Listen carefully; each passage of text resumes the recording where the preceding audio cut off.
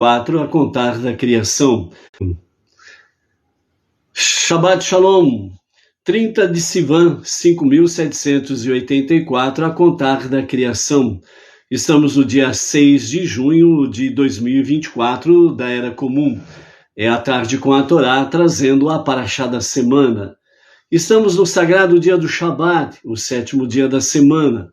E nós estamos aí no último dia do mês de Sivan, e ao pôr do sol de hoje estaremos adentrando no novo mês, o mês de Tammuz. E vamos comentar sobre o mês de Tammuz, que tem muitas bênçãos para refletirmos.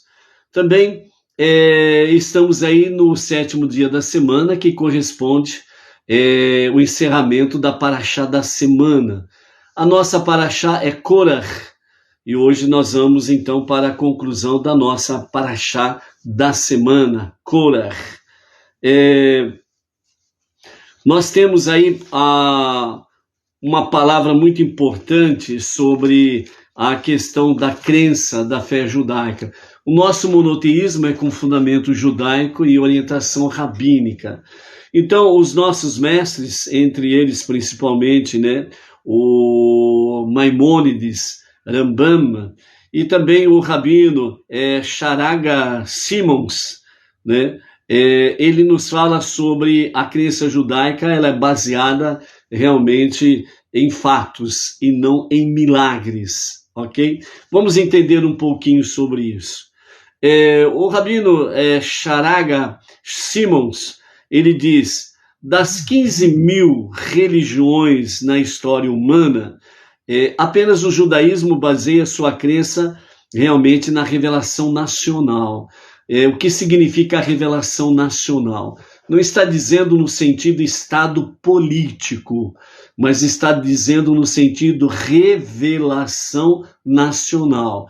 O que é revelação nacional? É o Monte Sinai. O soberano dos mundos, o único Deus, Echad, Hashem, Adonai, o Eterno, ele é o único Deus. E ele ele agiu, melhor dizendo, de forma muito específica, sublime e ímpar na história da humanidade. Ou seja, a revelação divina que aconteceu no Monte Sinai foi a única revelação a qual Deus se manifestou a uma nação. E é exatamente o povo judeu, a nação de Israel. Então, a revelação do Monte Sinai, ela é baseada exatamente nesse sentido, revelação nacional. Por quê? Porque Deus revelou-se a toda a nação judaica, por isso revelação nacional. Então, Deus falando a toda a nação, isto é revelação nacional. Se Deus está para iniciar uma religião, por assim dizer, faz sentido que ele fale a todos e não em particular. Então, por isso, realmente, a fé judaica, o monoteísmo com fundamento judaico, ele é baseado exatamente na revelação nacional. Deus falou com todo o povo, ele não falou em particular. Então, o segmento religioso do monoteísmo com fundamento judaico, ele tem mais de 3 milhões de testemunhas que Deus se revelou ao povo judeu. Além dos mais de 3 milhões de judeus que estavam ao pé do Monte Sinai, havia outros milhares da mistura de povos que saiu junto com o povo judeu do Egito, das 70 nações existentes. Então, esta mistura de povos também foram testemunhas, visualizaram, ouviram, sentiram a revelação divina ao povo judeu. Então, temos essas testemunhas também sobre o fato. Portanto, Deus, ele não se revelou, ele não se revela e ele não se revelará a pessoas em particular para dizer que está se iniciando uma nova religião ou um novo segmento religioso. Ou seja, conclusão, portanto, Deus revelou-se uma única vez para o povo judeu para mostrar qual é o segmento religioso da prática monoteísta. Por isso, monoteísmo com fundamento judaico. E através do povo judeu, as nações venham a conhecer o único e o verdadeiro Deus, Criador, Redentor e Salvador. O judaísmo é a única entre todas as grandes religiões do mundo que não confia em reivindicações de milagres como base para estabelecer uma religião. De fato, a Torá afirma que Deus, às vezes, concede o poder de milagres, entre aspas, a charlatões, para testar a lealdade judaica da Torá. Aliás, a lealdade judaica à Torá, porque a Torá ela é fiel, ela é fidedigna, mas ele permite realmente, entre aspas, poder de milagres a charlatães para testar a lealdade tanto judaica ou tanto dos judeus como dos não-judeus, realmente a lealdade à Torá. Então a Torá ela é a base realmente para toda e qualquer questão espiritual e também do mundo físico no nosso dia a dia. Isso está registrado em Devarim, Deuteronômio, capítulo 13, verso 4. Maimônides, ele declara nos seus escritos Fundações da Torá, no capítulo 8, dizendo: os judeus não creram em Moshe, nosso mestre, por causa dos milagres que realizou. Sempre que a crença de alguém baseia-se na contemplação de milagres, tem dúvidas remanescentes, porque é possível que os milagres tenham sido realizados através de mágica ou até mesmo de feitiçaria. Todos os milagres realizados por Moshe no deserto aconteceram porque eram necessários e não como prova de sua profecia ou como prova de fé. Qual era então a base da crença judaica? A revelação do Monte Sinai que vimos com os nossos próprios olhos, assim diz todo judeu, e ouvimos com os nossos ouvidos, não dependendo do testemunho de outros, de terceiros. Como está escrito, face a face Deus falou com vocês. A Torá também declara, Deus não fez esta aliança com nossos pais, mas conosco, que hoje estamos todos aqui vivos, em pé diante do monte, como está em Deuteronômio, Devarim, capítulo 5, verso 3.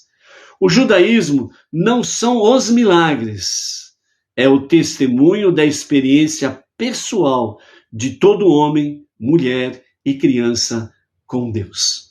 Então, esta é a crença judaica baseada, sem sombra de dúvidas, dentro do contexto da revelação divina. Por isso, o monoteísmo com fundamento judaico e orientação rabínica é realmente a diretriz para que nós possamos conhecer a Torá, conhecer a Deus e viver a nossa jornada em direção à redenção final com o justo Mashiach e ao Olam Rabá, o mundo vindouro. Baruch Hashem. Ok? Ao pôr do sol de hoje, nós estaremos adentrando no mês de Tammuz, né? O mês de Tammuz, ele é o quarto a partir de Nissan, né? Então, e é o início também da estação conhecida como Tekufá, que significa verão. Então, os próximos 3 meses, ou seja, o mês de Tammuz, que vamos entrar hoje ao pôr do sol, o mês seguinte, que é o mês Av, e em seguida o mês de Elul. Então esses 3 meses são considerados os meses de Tekufá, o princípio realmente do verão, né? Então, este mês de Tammuz, ele também está conectado com as três tribos do acampamento de Reuven. O acampamento de Reuven era composta pelas 3 tribos, Reuven, Shimon e Gade, né? Que estavam situados ao lado sul, como nós mostramos aqui num shiur anterior, a posição das tribos no acampamento. O mês de Tamuz, ele também corresponde ao mês do pecado do bezerro de ouro, que foi no mês de Tamuz que o povo caiu no pecado do bezerro de ouro e, consequentemente, com a quebra das primeiras tábuas. E naquele dia 17 de Tamuz, tem início o período de 3 semanas, né, terminando no dia 9 de Av. Ou seja, no mês de Tamuz, no dia 17, lembrando que o dia judaico ele começa com o pôr do sol e termina no próximo pôr do sol. Então, o dia 17 de Tamuz, ele inicia ao pôr do sol da segunda-feira do dia 22 de julho. Então, no dia 22 de julho, ao pôr do sol, uma segunda-feira, nós vamos adentrar no dia 17 de Tamuz. A partir deste momento, conta-se, ou vai contar, né, exatamente 3 semanas, que vão terminar exatamente no dia 9 de Av. Então, as 3 semanas correspondentes, né, o dia 9 de Av vai acontecer numa segunda-feira, no dia 12 de agosto, ao pôr do sol. Então, vamos adentrar ao dia 9 de Av. O dia 9 de Av é considerado o dia mais triste da história judaica, porque o dia 9 de Av está conectado exatamente com a destruição ou as destruições do primeiro e do segundo templo, que aconteceu exatamente no dia 9 de Av, ok? Então, este mês, no qual os espiões enviados por Moshe viajaram pela terra de Israel para vê-la, para buscar informações, que foi a orientação de Moshe, e relatar ao povo exatamente as informações, né, obtidas ali. E eles retornaram exatamente à véspera, ou seja, antes do pôr do sol, da entrada do dia 9 de Av. Então, pelo amanhecer do dia 8 de Av, eles retornaram e trouxeram aquele péssimo relatório, certo? E isso trouxe realmente uma questão muito negativa com o povo. Depois, eles adentraram no dia 9 de Av, com lamúrias. Durante toda a noite, eles ficaram lamuriando por causa do relatório dos 10 espias. Amanhecer o dia chorando, se lamentando, se escabelando, como diz o outro, né, pelo péssimo relatório trazido pelos 10 espias. Então, no dia 9 de Av, o povo judeu chorou amargamente por causa do relatório negativo e destrutivo dos 10 espias. Então, eles choraram sem razão. Então, por terem chorado sem razão, Deus disse que eles teriam um motivo no futuro para chorar realmente. E justamente no dia 9 de Av, a destruição do primeiro templo, e depois, no dia 9 de Av, a destruição do segundo templo, né? Então, por isso, o dia 9 de Av é considerado o dia mais triste na história judaica devido à destruição dos 2 templos. A letra correspondente ao mês de Tamuz é a letra Het. A letra Het. A letra Het ela é formada por 2 letras do alfabeto hebraico. O Vav e o Zain, né? Então, nós temos aí 2 letras que compõem a letra Het, né? O Vav e o Zain. Corresponde automaticamente os 2 meses que antecedem Tamuz, que é o mês de Iyar e de Sivan, conectados, então, do alto por uma fina ponte. No que diz respeito ao sentido da visão, o formato de Het representa a dinâmica de luz espiritual sendo emitida dos olhos de Vav e a luz física retornando do objeto observado, os olhos de Zain, né? Então a palavra Tamuz se escreve em hebraico Tam, né, com Vav e Zain. Tam, né, ou Tal, né, que fala do alfabeto hebraico, no caso específico significa conectar, consumar, tam. E o Vav e Zain, as duas letras que juntam formam o Het, né? Então esta é a letra do mês de Tammuz, né? Está conectado com a questão da visão, né? Então nós vamos ver que o mês de Tammuz é um mês propício para a boa visão.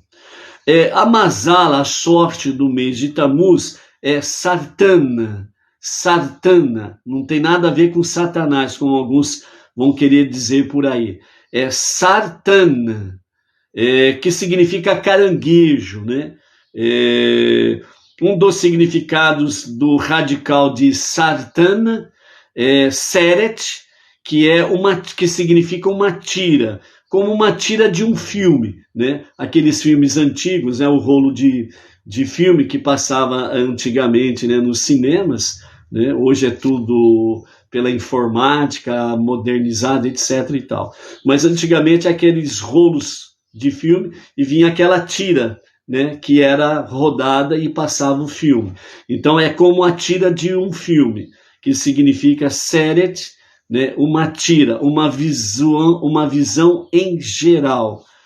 Então o sentido espiritual da visão de Tammuz é a capacidade de ver através, ou seja, como a fita de um filme.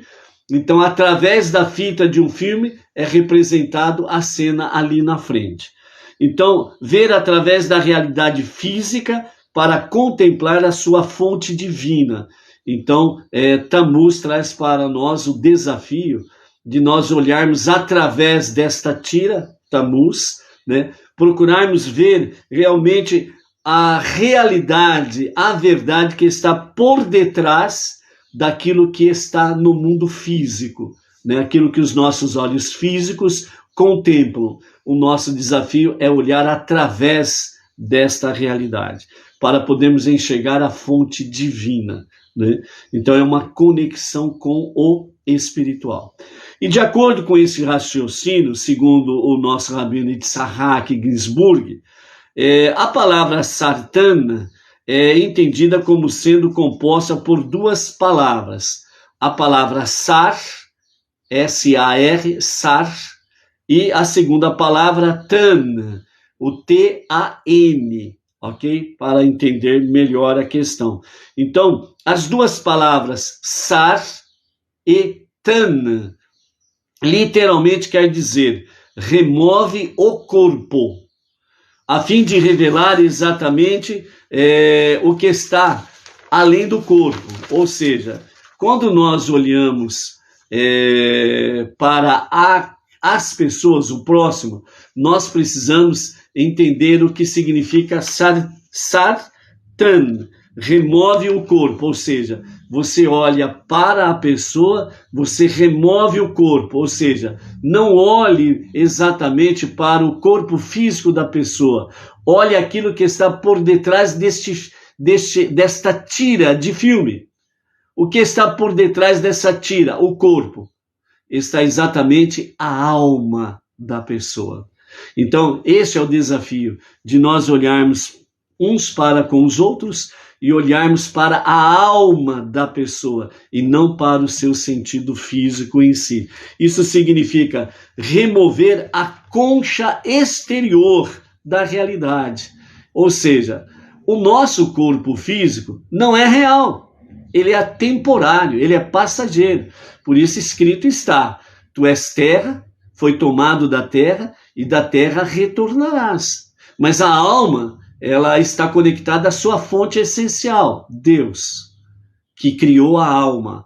Deus, ele criou a alma infinita. Como ele é infinito, ele criou a alma infinita. Por isso que todo ser humano, ele possui em si uma centelha divina, que é o sopro de Hashem, o sopro de vida, ok? Então, por isso, realmente, abrindo uma aspas, né, é totalmente inadmissível, certo? O assassinato de pessoas, seja no ventre da mãe, ou seja a pessoa que já está vivendo e andando para lá e para cá no dia a dia, certo? Então, a vida, ela está exatamente nessa essência, remover o corpo e ver a alma. Então, por isso, né, nós temos aí aquela questão que Deus, ele dá a vida e ele tira a vida. Somente Deus assim o pode fazer, ok?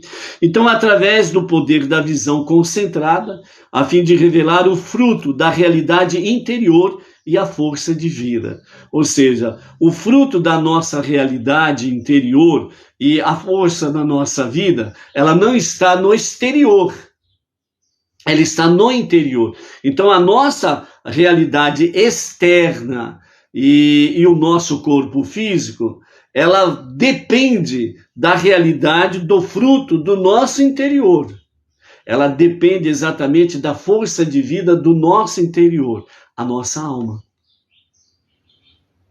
Então, nesse sentido, né, Tammuz traz para nós exatamente ver através da tira do filme, ver através do exterior, olhar para o interior e procurar ver Deus em todas as questões.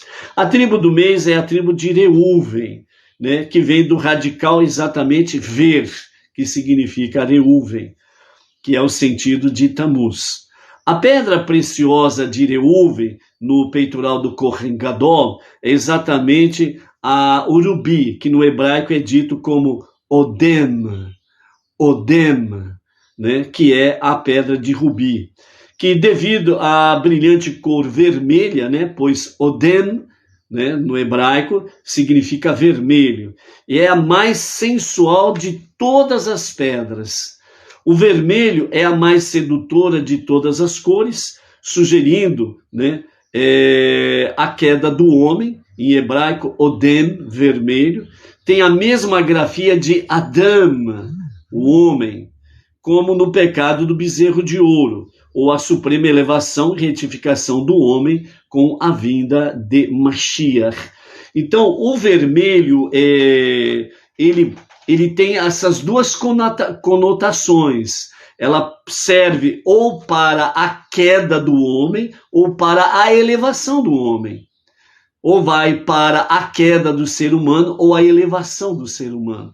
Porque o Odem, né, o vermelho do rubi, que é sedutora, é no sentido da elevação, é o sentido positivo de nós realmente termos esta sensação, né, de apaixonados por Hashem, pela sua Torá, pelas suas promessas. É exatamente no bom sentido, sermos seduzidos, né, no bom sentido, para o eterno e a sua Torá, que vai nos elevar a patamares espirituais, que vai culminar na nossa retificação, na nossa cura, sermos sarados, certo? Para que nós possamos realmente estarmos prontos para a revelação do justo Mashiach a qualquer momento, e a qualquer momento mesmo agora. Amém, vem amém. Né? E quando se leva o vermelho para o lado negativo, né, a sedução física, a sedução material, então isso vai levar o homem para o abismo. Então é o sentido negativo do Odem, o vermelho, né, que é a cor mais sedutora de todas as cores, ok? Então é aquilo que o Eterno fala lá em Devarim, né? Diante de vós está o caminho da vida e o caminho da morte. Você escolhe, ou a elevação ou abismo. O sentido, então, do nosso mês de Tammuz é o sentido da visão. Então, o verão, que é a época de Tammuz, que inicia a época de Tekufá, né, do verão, né, ela é, então, o feriado dos olhos. É nessa ocasião que deve-se guardar os olhos para ver somente aquilo que é bom, no mundo em geral e no próximo em particular. Então, é você olhar para o mundo. Mas está acontecendo tanta porcaria aí. Não, mas aqui o mês de Tammuz está dizendo, olhe para o mundo pelo lado positivo. Mas como vou olhar para o mundo positivamente? Tá uma desgraça isso daqui, tá uma porcaria, né? É corrupção, é malandragem, e por aí afora vai, não é verdade? A maldade do homem parece que está dominando tudo e todos, mas não está. Então o mês de Tammuz fala para que nós venhamos dar um feriado, por assim dizer, aos nossos olhos do ponto de vista negativo. Vamos olhar do ponto de vista positivo. Então, como eu posso olhar para o mundo de forma positiva? Deus nos deu uma missão de transformar este mundo para ser a sua moradia. Mas nós voltamos em Bereshit. Nós voltamos no princípio. No princípio, neste planeta, neste mundo, Deus criou o Éden, o Gan Éden, o Jardim do Paraíso. Neste mundo. Não foi em outro. É neste mundo que ele criou o Gan Éden, o paraíso, o Jardim do Paraíso, para que realmente as pessoas possam viver em paz, harmonia, em perfeita saúde. Seja ela espiritual, seja ela física, seja ela material. Para fazer deste mundo a sua moradia. E ele não mudou o seu propósito. Ele não mudou o seu objetivo. Então, dentro desse aspecto, olhar para o mundo de forma positiva. Trabalharmos juntos para transformar este mundo para ser a moradia de Hashem. E por isso, nós temos 5 passos. A Teshuvá, um retorno a Hashem, ao Eterno, para um verdadeiro e genuíno arrependimento. Temos a nossa Tefilá, preces diárias, que nós o fazemos através do nosso Sidur Benei Noach, bem como também as nossas preces espontâneas, voluntárias. Temos o estudo da Torá e os seus mandamentos, temos o estudo das 7 leis de Noach e as suas ramificações, e a de Sedaká. São 5 passos que nós fazemos, e ombro a ombro com o povo judeu, nós vamos transformando este mundo, vamos vencendo as trevas, vamos vencendo a escuridão, ou seja, vamos vencendo o mal, vai se dissipando o mal. Se você olha para o mundo e você vê que realmente parece que o mal multiplicou-se, não é bem assim. Na realidade, os poucos que estão vivendo na sua maldade, eles estão com os dias contados, porque o mal tem data de validade. E eles sabem realmente que está chegando o momento final deles. A data está para vencer a qualquer momento mesmo. E não mais existirá. Então aqueles que estão a serviço do mal estão em desespero. Então eles gritam, eles bebem, eles fazem um monte de porcariada. Então eles tentam, entre aspas, vencer pelo barulho. E é por isso que você está vendo aí esse barulho, certo? Em que estes poucos estão aí, né, nos 4 cantos, estão aí berrando, pulando, plantando bananeira, virando do avesso, querendo vencer pela força, pelas ameaças, e por aí afora vai. Porque estão com seus momentos finais contados. Olhar para o mundo de forma boa, tirar essa casca, essas quelipote, e ver que este mundo ele vai ser transformado na moradia de Hashem. E com o reinado do justo Mashiach, os 4 reinos serão totalmente retificados. Então haverá perfeita harmonia, paz, união, unidade em todos os aspectos. E o mal não existirá mais. Então Tammuz vem trazer para nós isso. Por que feriado dos olhos? Dentro desse aspecto sobre a questão da revelação do justo Mashiach, né? Exatamente por quê? Porque finda-se o inverno, inicia-se o verão. O verão, esses 3 primeiros meses que começam aqui, é exatamente primavera e verão. Então, aquela visão do inverno, né? Aquela visão taciturna, aquela visão obscurecida, aquela visão triste por causa a contar a partir do momento de Jerusalém, de Israel, né? O gelo que cobre todas as coisas, né? A neve vai caindo, vai cobrindo tudo, então fica aquela visão triste, aquela visão acinzentada, né? A terra não mostra realmente a sua grandeza, Por quê? Porque o frio, com a sua neve, com o seu gelo, ela cobre. E tudo fica obscurecido e fica com uma visão triste. O período de Tecufá é o período do verão, que são 6 meses, primavera, verão, certo? Então, Baruch Hashem, tivemos um pequeno corte aí da queda do sinal, mas já voltamos. Então, o que acontece? À medida que a visão obscurecida, acinzentada do inverno, o gelo, começa a se dissipar, a Terra ela começa a produzir, a mostrar realmente a sua realidade, né? O seu verde, as suas flores, os seus frutos, né? Então, dessa mesma forma, é a visão para a revelação de Mashiach. No momento, nós podemos olhar para o mundo e nós contemplamos aí a forma acinzentada através de todas as questões negativas e destrutivas que estão aí. É o inverno espiritual. É por isso que nós precisamos trabalhar e por isso que nos fala a palavra, que nós somos trabalhadores do dia. Por quê? Porque nós trazemos a luz para fazer brilhar o dia.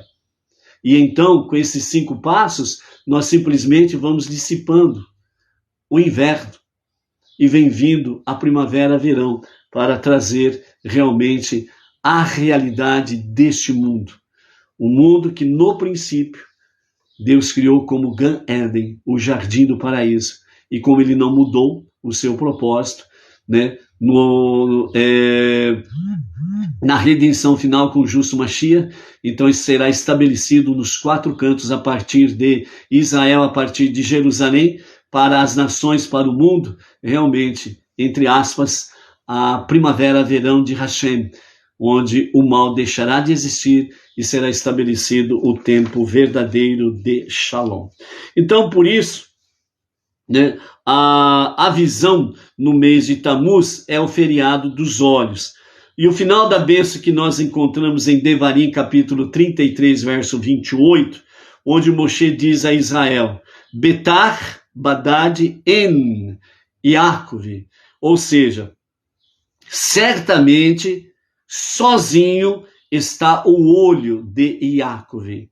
A palavra Betar, que significa certamente, é um acrônimo para 3 palavras, Brachá Tov, Haim, que significa bênção, bem e vida.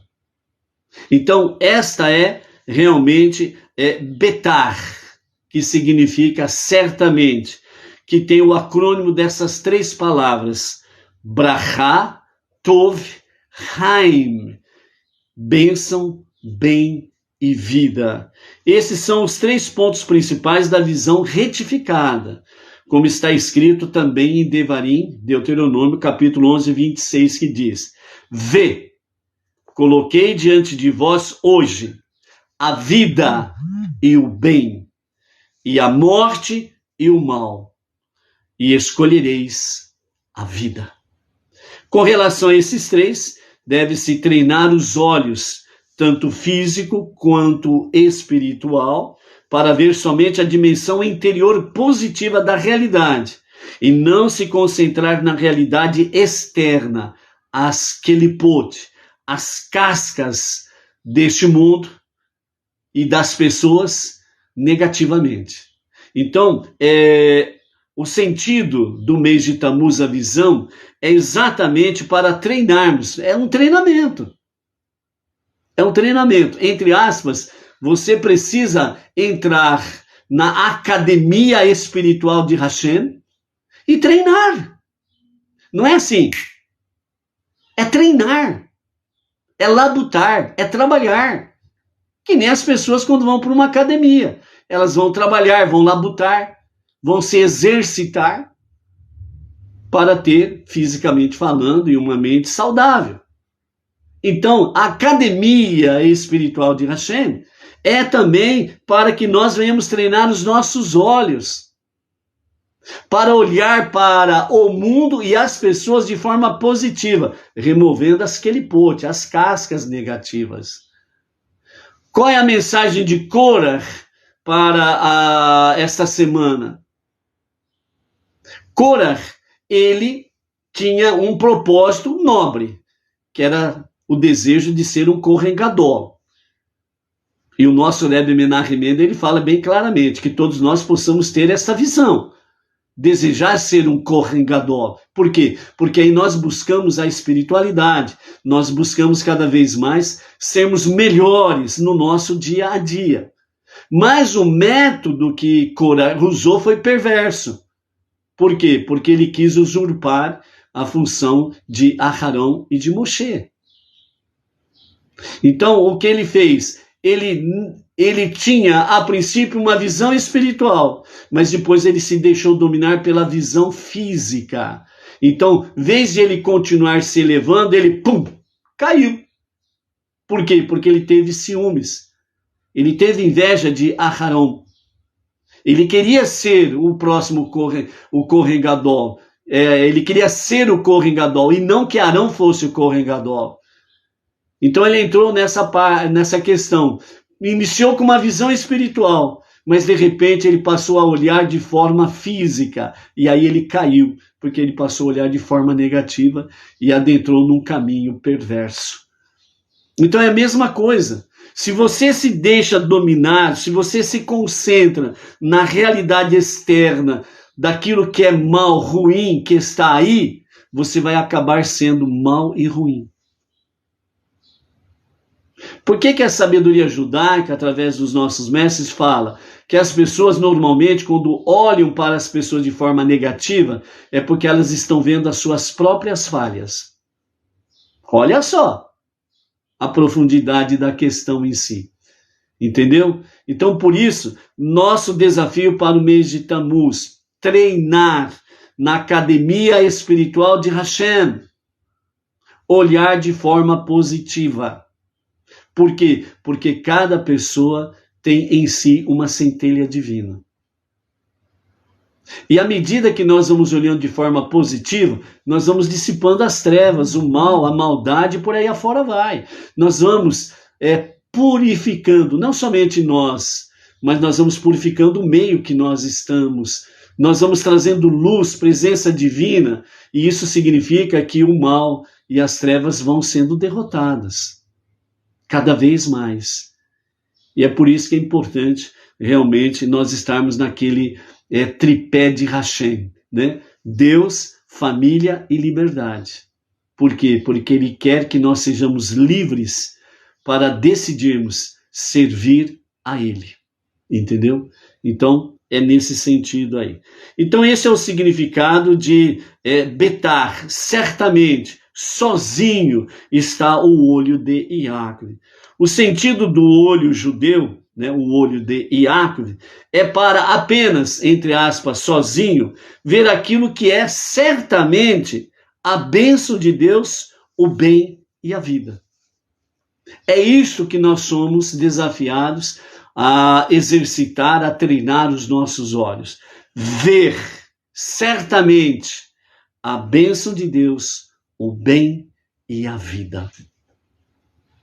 Porque quando você olha a bênção de Deus, então você está reconhecendo Ele como o único Deus. Nada se compara a Ele. Então você estará obedecendo a mitzvah de Hashem, que só Ele adorarás e mais nada. Quando você olha para o bem, você está dizendo: o mal não tem eficácia, o mal não tem poder, o mal tem realmente a data de validade, mas o bem é eterno. E quando você olha a vida, você está reconhecendo que somente em Hashem você tem a garantia da sua vida eterna. Aí fica a pergunta: onde que tem lugar para o mal? Onde que tem lugar para as trevas, se procedermos desta forma? Ok? E finalizando, né, o controlador do mês de Tammuz é a mão direita. A mão direita, em geral, e o seu dedo indicador, em particular, serve para dirigir e localizar a visão da pessoa. Você já observou isso? Quando alguém quer mostrar alguma coisa para você, diz: ó, é ali, ó, tá vendo? Ali, ó, olha aqui, ó, olha a posição do meu dedo, é ali, ó. Entendeu o indicador? Ao ler o rolo da Torá, é costume apontar para cada palavra com o dedo de prata. Então, dentro das sinagogas judaicas, né, literalmente falando, então existe lá um dedo de prata, uma mãozinha com dedo de prata com indicador, onde o leitor ele usa aquele dedo de prata para poder ir mostrando as palavras que ele vai lendo, para que o dedo em si não toque no rolo sagrado, para evitar a deterioração, né, rapidamente. Então se usa o dedinho de prata, entendeu? É nesse sentido o porquê do dedo de prata ao ler o rolo da Torá também. Então é costume também usar a mão direita para fazer sinais que indiquem as nuances de entonação para o leitor da Torá. O anel de casamento é colocado pelo noivo no dedo indicador direito da noiva. Isso eleva o casal ao nível de Shir Hashirim, capítulo 5, verso 2, que diz, minha pomba. A intensa expressão de amor transmitida pelo incessante olhar um nos olhos do outro, deixando os olhos vermelhos como um rubi. Teus olhos são como pomba. Shir Hashirim, capítulo 5, verso 12. Ou seja, o nível espiritual desta palavra que o Rabino de Sahak Ginzburg está trazendo para nós é exatamente o olhar do amor apaixonante de cada um de nós por Hashem. Nós precisamos ter esses olhos vermelhos como rubi de amor apaixonante por Deus. Porque o verdadeiro amor apaixonante, ele sempre está no ponto positivo. Ele nunca é negativo nem com segundas intenções. Ele é um amor real, verdadeiro, apaixonante, que significa não existe obstáculos para que eu possa estar com a pessoa que eu amo. Não é chuva, não é frio, não é calor, não é noite ou dia, etc. e tal. Vencemos as barreiras, os obstáculos, para podermos realmente estar próximo da pessoa amada. É assim que nós vamos com os olhos apaixonantes dos noivos, o olhar um para o outro, o olhar do amor apaixonante, os olhos vermelhos de realmente o desejo de estar junto com a pessoa amada. É este olhar, no bom sentido, que nós precisamos ter com relação ao nosso Hashem. Vencer todos os obstáculos. Simplesmente isso. Né? Cada um tem a sua experiência, uma rápida experiência nossa aqui, né? Da Edna e a minha. Né?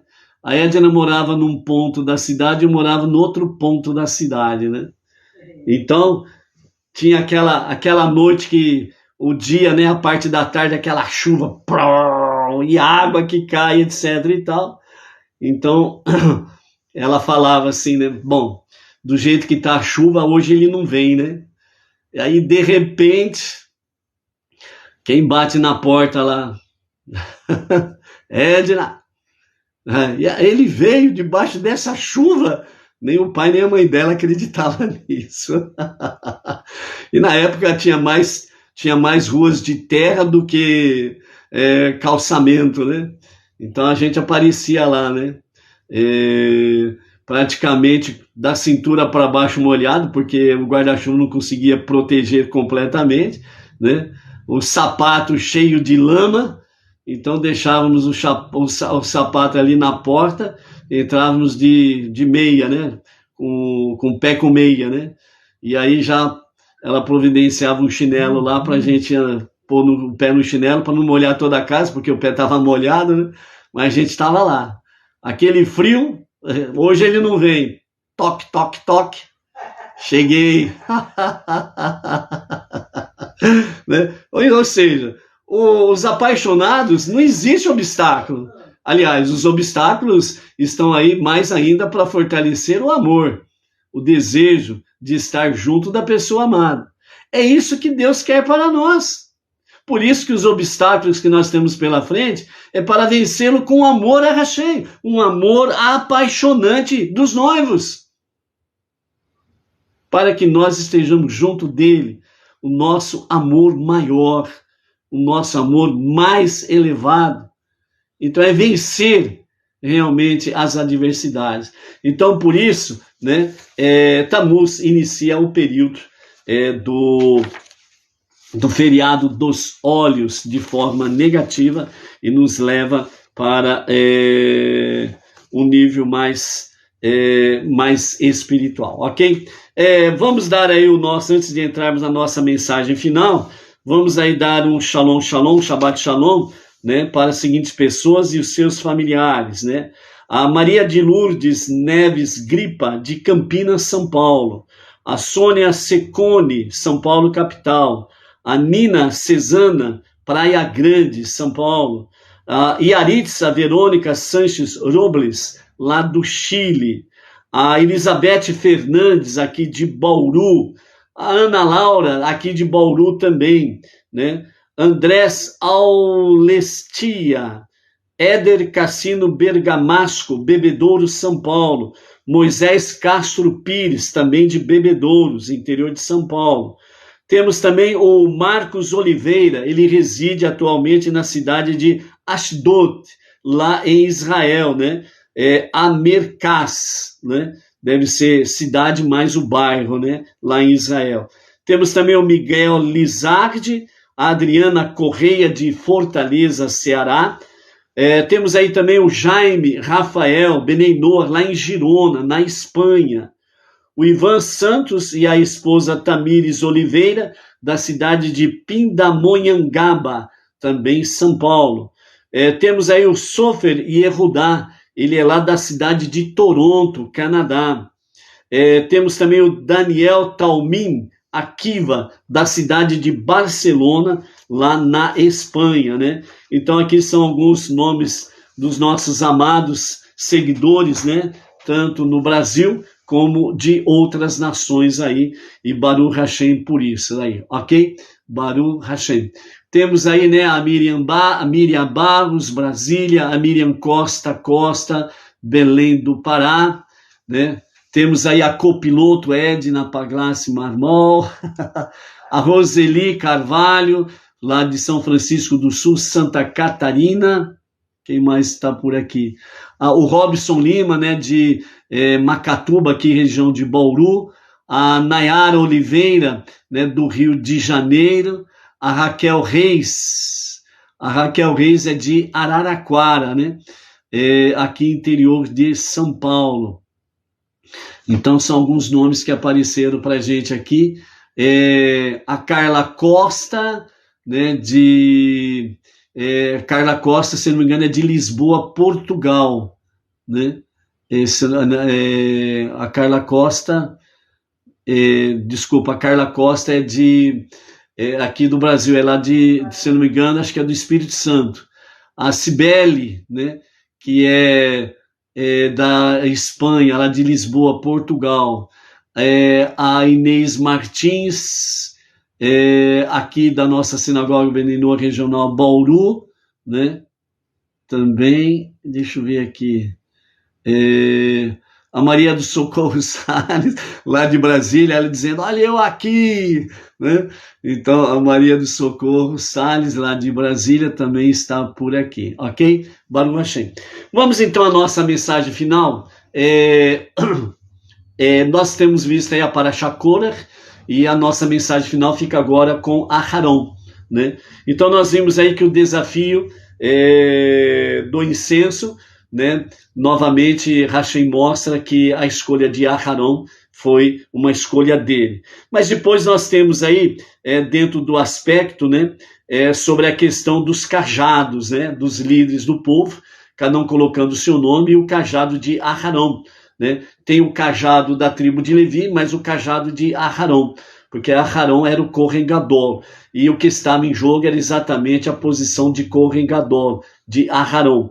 Então Deus orienta Moshe para que seja escrito no cajado de Aharon, né, o nome dele.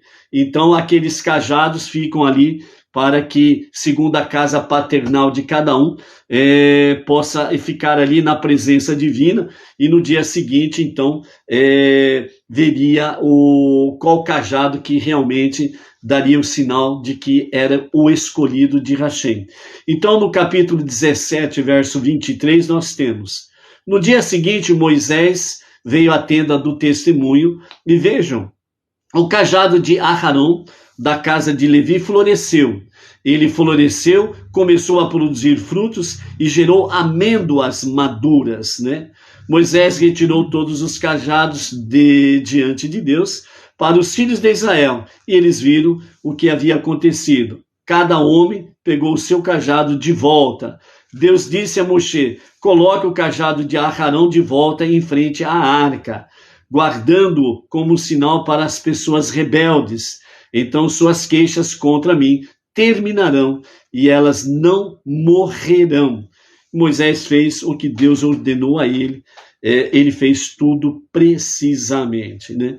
Então, com os comentários do nosso Rebbe junto com Rashi, o sinal dos cajados pretendia provar duas questões. Primeiro, que o sacerdócio pertencia exclusivamente à tribo de Levi. Ponto. Segundo, que dentro da tribo de Levi, o sacerdócio pertencia exclusivamente a Arão. Ponto. Deus provou. Outra questão que traz para nós, segundo os comentários, escrever o nome de Aharão nele, né, no cajado, o que indica a escolha de Deus pela tribo de Levi em geral e por Aharão em particular. Por isso, esses dois fatores, o sacerdócio pertence exclusivamente à tribo de Levi, é exatamente a escolha que Deus indicou à tribo de Levi. E quanto à questão dentro da tribo de Levi, o sacerdócio pertencia exclusivamente a Aharão, é exatamente o nome de Aharão no seu cajado. Então Deus estava mostrando: Aharão é particularmente a escolha de Deus e não do homem, certo? Ainda dentro desse sentido, o cajado de Aharão floresceu. Então, a explicação que Rashi traz para nós as flores caíram. Ele não pretende dizer que Moshe as deixou no chão na tenda da reunião. Ao invés disso, Moshe, ele teria pego o cajado ao qual as amêndoas maduras estavam presas, juntamente com as flores soltas, e os mostrado ao povo em geral. Desse modo, o povo compreenderia que as amêndoas não teriam aparecido de repente no cajado, mas que elas passaram por um processo de crescimento natural durante toda aquela noite. Primeiro floresceu, depois soltou as flores, produzindo então frutos imaturos e, finalmente, os frutos amadurecidos. Então, quando Moshe traz o cajado de Aharão com as amêndoas maduras, e mais em suas mãos trazem as folhas e as flores que caíram do cajado, mostrando ao povo esse crescimento natural, de forma sobrenatural, rapidamente, em uma noite, né? Fazendo com que o cajado floresceu, soltou suas flores, produziu frutos imaturos e, finalmente, os frutos amadurecidos. Assim, no nível literal, Rashi diz: entendeu que o crescimento das amêndoas do cajado de Aharão era algo parcialmente miraculoso e parcialmente natural. Ou seja, de forma natural, o crescimento normal. Flores, frutos imaturos e frutos maduros. Foi o que produziu durante aquela única noite a vara de Aharão. Então, seguiu o curso natural da amendoeira, né? Então ela produziu dessa forma.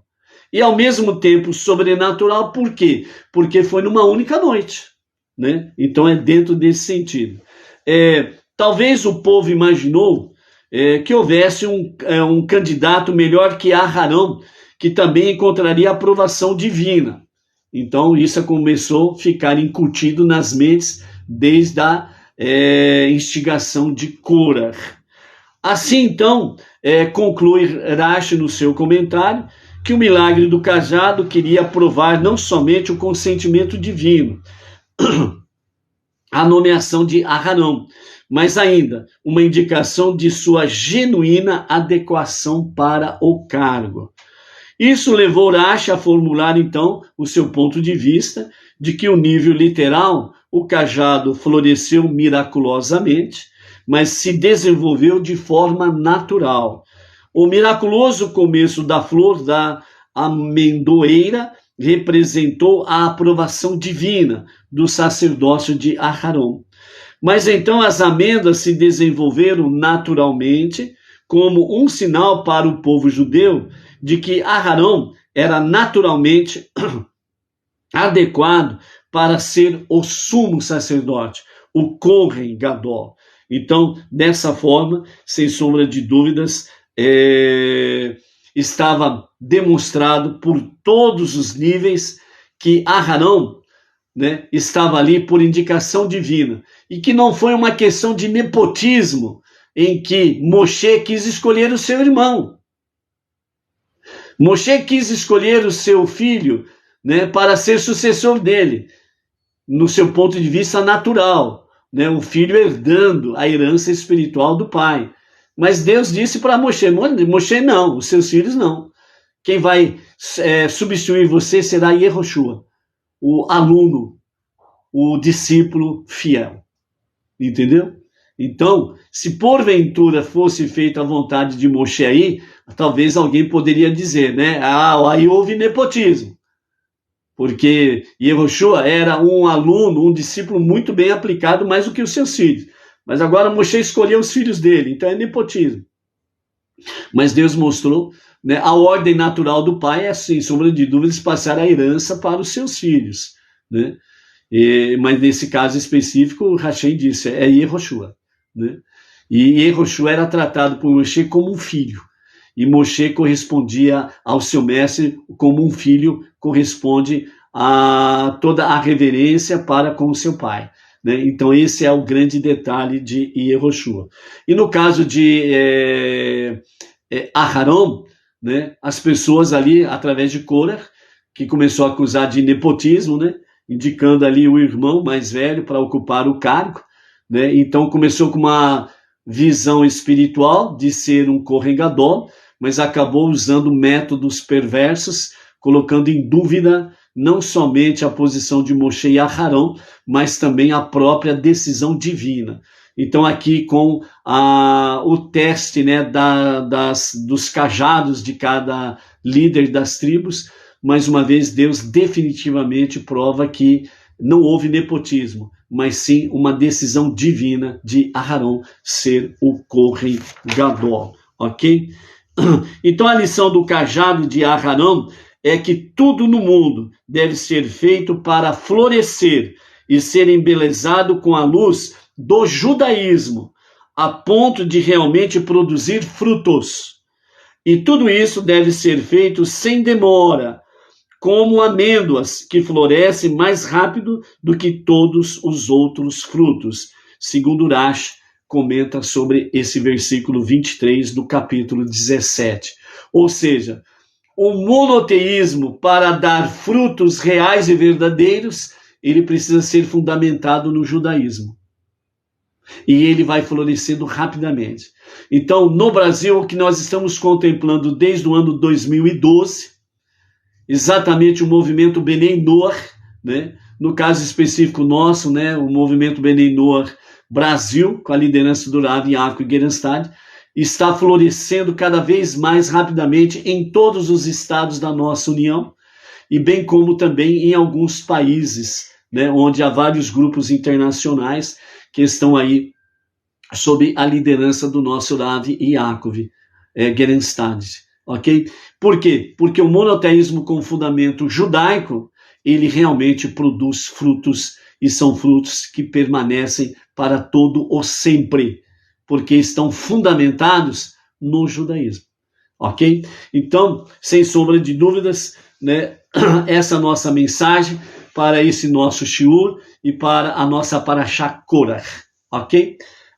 Hoje nós temos aí a Havidalá às 18h10, né? Com a graça de Hashem, com a permissão de Hashem, né? A Edna e eu estaremos aqui por esse mesmo canal do Facebook, transmitindo a Havidalá às 18h10. Então nós temos um novo encontro com a Havidalá, o momento da separação do 7º dia para os 6 dias comuns. Desde já, a você e toda a família, a todas as comunidades Beninur, Shavuot Tov, uma nova semana muito abençoada, com muita presença divina, muita luz divina, que você, no seu dia a dia, esteja direcionando a sua vida realmente com o fundamento judaico do monoteísmo, para produzir, seja de ordem espiritual, física, financeira ou material, tudo aquilo que você fizer, seja com muita prosperidade, sucessos, vitórias, proteção, vigor e saúde. Shabbat Tov, até daqui a pouco com a graça de Hashem.